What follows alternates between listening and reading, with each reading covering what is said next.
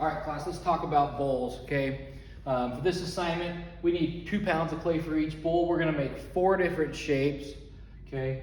There's some things that are extremely important is the consistency of the wall thickness, it having a proportional foot to the size of the pot itself, and then on the inside of the curve is continuous, meaning if you dropped a marble on one side of the curve, it would roll down and up the other side without abruption, okay? So keep those things in mind while we're making. Here is a simple rice bowl and some things that are correct and are wrong.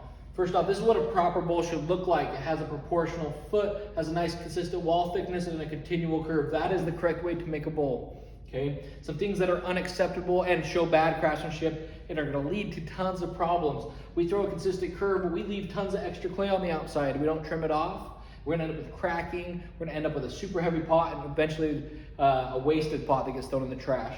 Okay. 2, this one here, okay, a decorative bowl, but we leave all this extra clay there. We don't trim it out. We don't trim a proportional foot.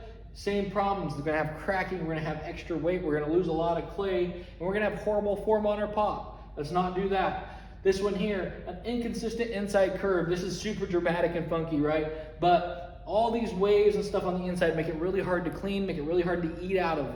Let's focus on nice, consistent curvatures on the inside of our pots. There are exceptions to this rule. There are reasons why you might want to do some of that. But for this assignment and for my Ceramics 1 class, let's start with a really nice, consistent curve on the inside, okay? Also, too big of a pot or too big of a foot on this pot. There's way too much clay down here. Let's trim those feet in, make sure they're proportional to the rim diameter, okay? So they're aesthetically pleasing to the eye. About 1/3 of that rim diameter is probably appropriate. Give or take a little, okay? And make sure we're trimming nice pots. So that's some of the things to avoid. Here are the 4 different shapes that we need to make, okay? And the shapes really have to do with the inside curvature of our pot. 1, a rice bowl. A rice bowl has a continual curve to straight up and down walls, okay? 2, a pasta bowl. Could be any of these shapes, but the key is it has this flange here on the edge, okay? The wall comes up and then it bends out to close to a 90. Let's not push it to a 90. We end up with flopping pots, but we need to bend that down, make a real nice transition in that rim, okay? Next, a decorative or display bowl. It's gonna have a tighter turn here in the bottom, still a continual curve. Excuse me, still a continual curve, but straight walls. Whether that be on this angle, really up and down, or straight flat, doesn't matter to me. But again, a proportional foot to the rim, aesthetically pleasing. These tend to have a little bit of a smaller foot. Visually, they're more interesting that way. These do a great job of displaying stuff on the table, so a decorative or displayable, and then an altered rim bowl. This can be any shape, doesn't matter to me, but the rim needs to be manipulated in some way. Okay, so we're going to use a couple different tools to do that. We can change it into any shape we want. We can do waves, we can do all sorts of stuff. We can get creative, okay, but it has to be an altered rim in some way. Again, even with the altered rim, still a proportionate foot, still trimmed, proper foot, just with all the elements that we go over during the trimming demonstration. Okay, so keep these in mind as we go to sit down at the wheel and we go to make some bowls. Okay, let's get after it. All right, we've talked about what kind of bowls we need to make, okay, and some of the requirements, some things to think about. Let's make one. We got 2 pounds of clay here. We're gonna throw this down on the wheel. Seal that clay to the wheel. Go ahead and cone and chop this up. Let's get this piece of clay centered. Just like everything else, this is important. If we skip centering and we try to go straight into making bowls, we're gonna struggle. Okay, go ahead, make sure we're coning and chopping properly. Make sure we're getting that clay spinning in the middle of the wheel. Okay, then let's go to work. So we're gonna enter and open. We're gonna enter, and then this is where it starts to change from our cylinder forms. Okay, we need to leave extra clay in the bottom in order to trim that proper foot that we talked about. We talked about proportional feet. We talked about having a properly trimmed foot. In order to do that, we need a 1/2 inch of thickness. Okay, so normally we do our pinky thickness. We want to be about here. Okay, so if you turn your pinky the other way, it's about right, or maybe the width of your thumb, depending on how big your thumb is. Okay, that's about right. We've entered in here on an angle. We have a 1/2 inch down in the bottom. Now, depending on which style of bowl we're gonna make, let's start off with a rice bowl. We're going to make a miniature version of that bowl here. I'm going to open, but I'm gonna open and come upward. I'm not flattening it out, okay? It's not a cylinder. I'm gonna pull back and I'm gonna come up at the same time.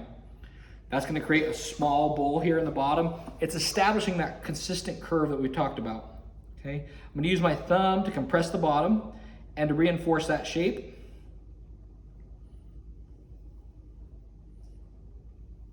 Just like so, okay? Compress the bottom of your bowls. Please, please, please do that. So many bowls crack because we do not compress them. And then we trim them improperly. Both those things together lead to cracked pots.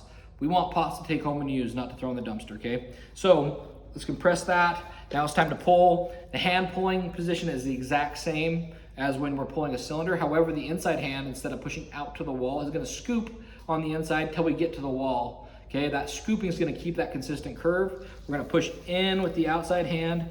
Hands are connected, then we're gonna lift up. And we're gonna, instead of pushing to the middle, to that make-believe line down the center, we're gonna pull up towards our eyeballs. And if you notice, if I push to the center, it brings me to here. If I pull towards my eyeballs, it creates a V shape. That's what we're after. We're still gonna pull this to a 1/4 inch thickness, just like we do with our cylinders. Notice it's coming out to a V. Go one more time here, pushing right at the bottom to start, pulling on up. Okay, so I got a V shape to start. And when we focus on bowl shapes, we're focused on the inside shape. The outside shape will follow, and then we will trim and finish the form down to the foot during the trimming process. So focus on the inside here. We're gonna grab ourselves a rib. Doesn't matter, wooden, metal. A lot of people prefer the wooden rib. Cut. Where the heck's my wooden rib?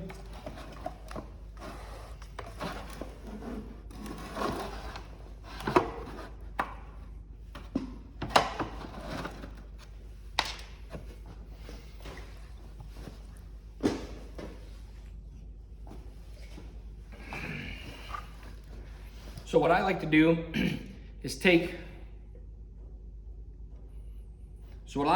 get my wooden rib, take that 90-degree angle on my wooden rib and put it towards the middle. Left hand creates a support right here in my lap. I'm gonna push down and rock this up and use that curvature in order to create a nice consistent curve. Notice my hands are gonna be touching while I do so. Pushing in and rocking upward. Okay. That's gonna help start defining that. I can go 2-on-1 here. Push down and in to help make that continual curve. Work this back and forth a little bit, compressing the bottom as we go, okay?